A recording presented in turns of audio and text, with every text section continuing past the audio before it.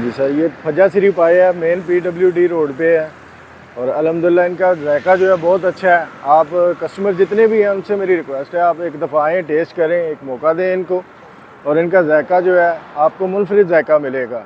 PWD आपके रावलपिंडी में, इस्लामाबाद में जो है ये बेहतरीन जायके के साथ जो है ना आपकी खिदमत में पेश है। तो आपसे यही रिक्वेस्ट है कि आप ज़रूर आएँ, टेस्ट करें, अपनी फैमिली के साथ, दोस्तों के साथ, गैदरिंग के साथ आएँ और आपको बेहतरीन जायका मिलेगा यहाँ पे। छोटे पाए, बड़े पाए, होम डिलीवरी की भी सहूलत है। छोटे पाए, बड़े पाए, निहारी, चने, हलवा पूड़ी, आपको बेस्ट नाश्ता यहाँ से मिलेगा इस्लामाबाद में। आपके लिए ये गिफ्ट है, तोहफ़ा है यहाँ पे आपके लिए।